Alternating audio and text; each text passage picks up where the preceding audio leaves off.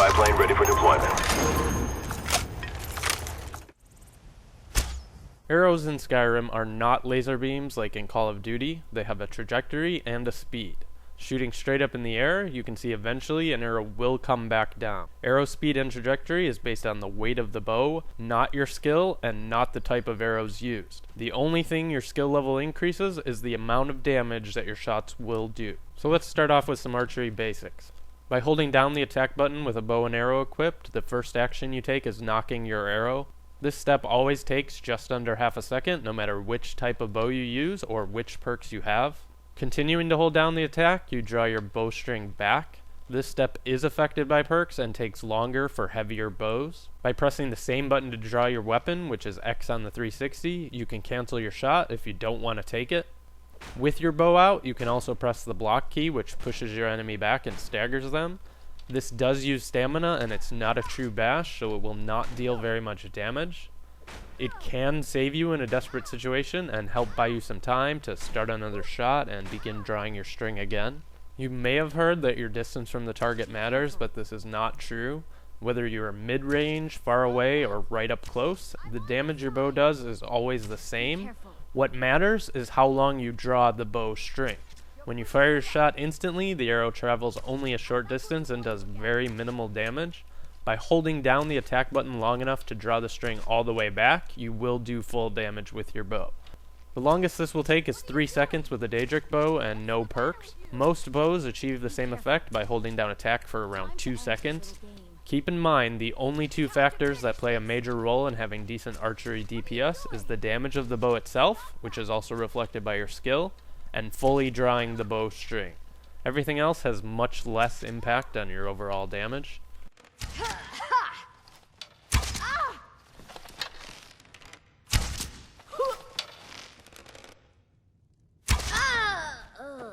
A lot of people were asking about aiming in the comments, so I want to cover that by request. Arrow trajectory follows an upward arc. This means to start off, they will go higher than your crosshairs before eventually sloping downward. For close shots like this, even though I aim directly at the bullseye, you can see the arrow goes above the center of the target. Both light bows and heavy bows behave the exact same in this regard. As I move farther back, you can see this upward trajectory becomes more significant. Aiming at the bullseye again from a greater distance, the arrow lands even higher than it was at close range. So this means when close to the target, you want to aim just under where you want the arrow to land. For a human target, you should aim for the stomach in order to hit the chest. But at mid-range, you want to aim a decent amount lower. Aim for the groin or between the thighs in order to hit the chest. The weight of your bow starts to become a factor at mid to long range. At this distance here, the elven bow starts to move back towards the center of the target as the arrow is now hitting the target on its downward slope. However, the Daedric bow is still shooting much higher than expected. Heavier bows have a longer trajectory because they shoot arrows at a faster speed. Now this doesn't equate to more damage, it just means that their arcs are going to be longer. So if you have a grasp on the trajectory concept, then you can make do with a light bow, but if you're struggling to make contact, you might be better off using a heavier bow because it's going to be more accurate overall. This is due to the arrows traveling faster and closer to where you're aiming at greater distances. Another important note is that there's no damage multiplier for different body parts. Landing a headshot yields you the exact same damage as hitting your enemy in the foot. Due to this, your best bet is always to try and land your shot at center mass. So at close range, you always want to aim for the stomach, and mid to long range, you'll want to aim for the groin or the knees. Now as for which bow to use, there are no steel or iron bows. If you want to go light, you're going to have to spend at least 2 perks in smithing in order to make elven. This is the cheapest investment for using a real bow, but again, lighter bows do require better aim. The damage difference between a fully upgraded Elven versus a fully upgraded Daedric is going to be less than 20, so don't invest in the heavier smithing perks on damage alone. Only invest more if you want the accuracy for the longer distances.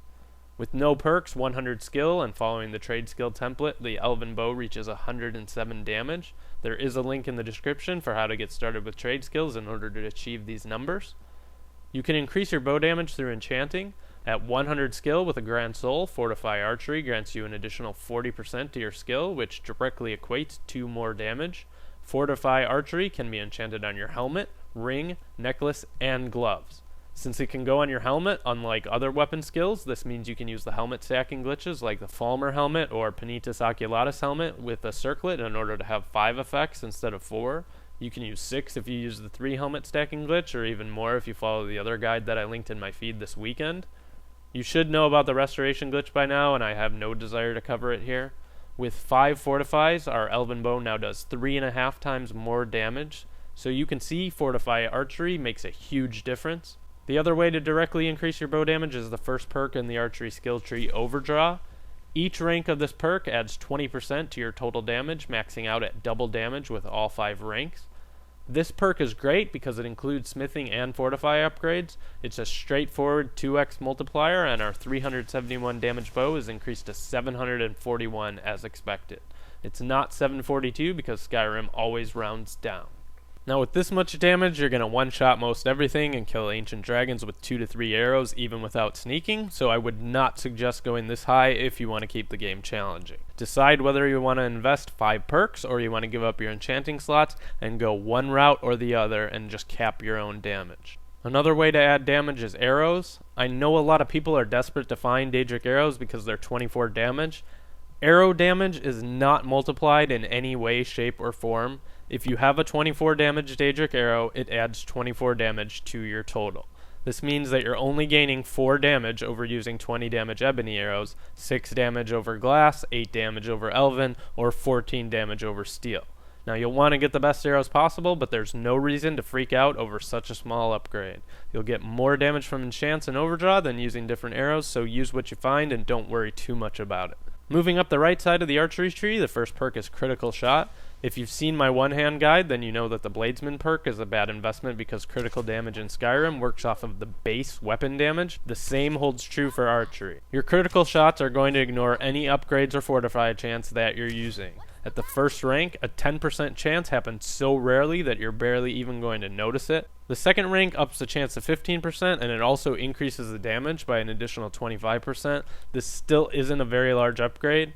At rank 3, you do have a 1 in 5 chance of doing a critical shot, and your damage is boosted by 50%. You will notice the difference in the enemy health meter moving when a crit fires off. It may be worth the 3 perks to you if you keep your weapon damage capped. I don't think it's a great investment personally, but if you have the perks to spare, it's not a complete waste. Just don't expect a huge increase in damage output from purchasing it. On the other side of the tree is Eagle Eye. This perk allows you to hold down block after starting to knock your arrow so that you can zoom in to take your shot. Zooming in drains stamina, so if you plan to use this a lot, then you will want to invest more points into stamina than a regular build would. If you consider that zooming in takes an additional half of a second, you shouldn't use this when you don't have to. For close to mid-range shots on targets, you're better off not zooming in at all. This ability will help you for longer shots though, so if you like to keep your distance or need the help aiming, then this perk is a must-have. Eagle Eye also unlocks access to the Steady Hand perk. The first rank slows time by 25% whenever you zoom in. The second rank slows time by 50% when zooming in. Now it is important to note that this slows down time for your enemies, but it also slows down time for you. You will aim slower, and the time it takes to knock your arrow and draw your string are also delayed. This means that the normal 2 to 3 seconds you should hold down attack to draw the string increases to about 4 or 5 seconds. Now if you let go at the usual 2 seconds while under the effects of slow time, you will do less damage. Because of this, it's a good practice to knock your arrow and begin drawing your string before ever zooming in. Now, however, the Ranger perk does change this a bit, and I'm going to cover that shortly. The absolute best perk in the archery tree comes after Eagle Eye, which is Power Shot. This perk staggers nearly every enemy in the game 50% of the time. Power Shot is an amazing perk for archers and compares to using Bash in order to stagger lock an enemy. The effect triggers all the time. The difference between 50% stagger and 20% critical is huge. Since the random number generator in Skyrim has streaks, you'll have times where you stagger your opponent nearly every single shot until they die.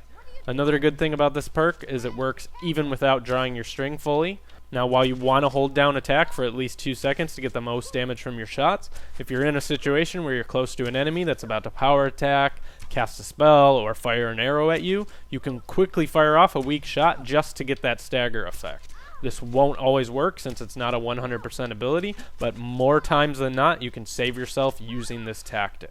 After power shot is quick shot, which allows you to draw the string of your bow 30% faster. This really does not increase the time it takes to knock your arrow. It simply cuts down the time it takes to pull back and draw your string.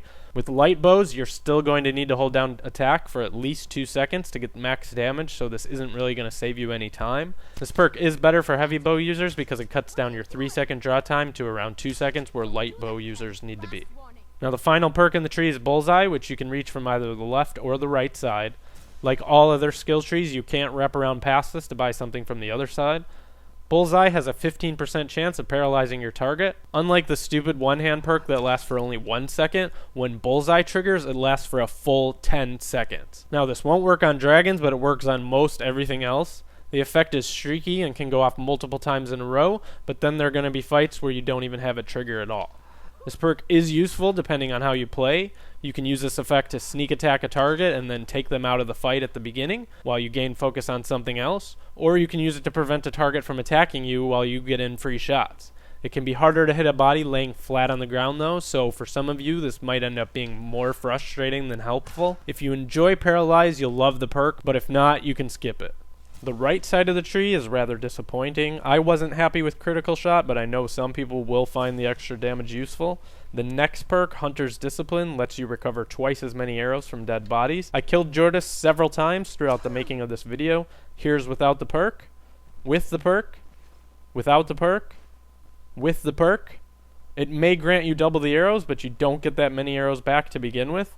If you need a decent supply of arrows, just reverse pickpocket them onto Thieves Guild members who shoot target practice, or give one to your follower and just collect the ones they shoot. You're gonna get more arrows that way than this waste of a perk will ever give you. The only perk I like on this side of the tree is Ranger. You've probably noticed that unlike in Oblivion, you move really slowly when your bow is drawn. Ranger lets you move closer to run speed while you're aiming. The increased mobility is really great if you tend to move around dodging attacks, arrows, or spells while taking your shots. Ranger also helps out a ton if you use Steady Hand. Even though time is still slowed, you do get the increased mobility. This makes dodging arrows or spells even easier. You can use this ability without planning to take a shot. Just zoom in your bow when you see an enemy preparing to attack, and you can slow time and dodge with ease. It works great with cover, as you can see here. Draw your string, zoom in, and pop out of cover to fire your shot, then return to cover quickly. So while you don't need Steady Hand to make use of Ranger, buying Ranger helps you make more effective use of Steady Hand. You also have another option when it comes to bows, which is the conjuration spell Bound Bow. You can purchase this at various vendors, but Finis at the Mages College has it in stock for around 400 gold. The base Magicka cost of Bound Bow is 207, which is reduced to 123 at 100 skill. You can also reduce this further with Fortify Conjuration Enchants. See the link in the description. The Bound Bow is an amazing weapon at lower levels. It does 18 damage, and you also get 100 bound arrows, which are the exact same damage as Daedric arrows, 24. So this is a total of 42 damage. You can increase this even more with the 20 conjuration skill perk Mystic Binding, which puts the damage on par with an exquisite level Daedric bow. The low skill requirements allow you to dish out amazing damage before reaching even level 10. There's also the perk Conjuration Dual Casting, which you can utilize by equipping the Bound Bow spell in both hands and casting them both at the same time. This increases the 120 second duration up to over 4 minutes, and it increases the base damage of the Bound Bow to 24. So with Mystic Binding, your bow's not going to reach flawless level, but your damage is still going to be ridiculous for the level that you can obtain it. There are also a few other perks in the Conjuration tree that you can take advantage of. Soul Stealer will add Soul Trap to your Bound Bow. This allows you to use your bound weapon as if it had the Soul Trap enchant. This effect will always be active though, so keep that in mind if you have empty soul gems and don't want to fill them with petty or lesser souls. Also, there's Oblivion Binding, which combines Turn Undead with Banish.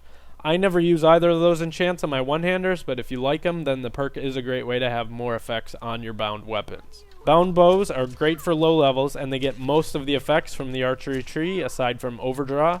Here you can see the critical effects still take hold. Paralyze does too. Now your damage is not going to surpass exquisite level upgrade, so if you want more damage or custom enchants like Absorb Health, you're better off going the smithing enchanting route in the long run. Finally, there's a sneak skill tree. At 40 sneak skill for the cost of 3 perks, you can buy Deadly Aim, which increases your bow sneak attack multiplier to 3.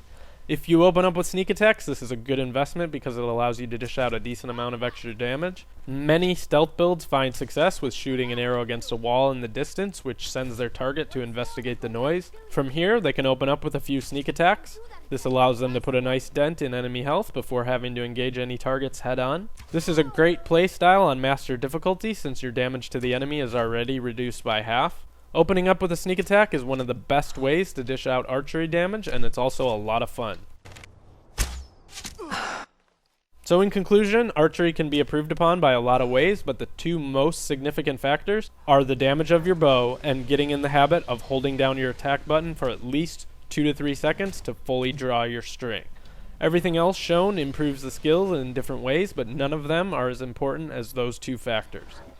Stealth makes the best archery builds, but if you focus on your armor rating and your health, there's no reason you can't go face to face with an enemy.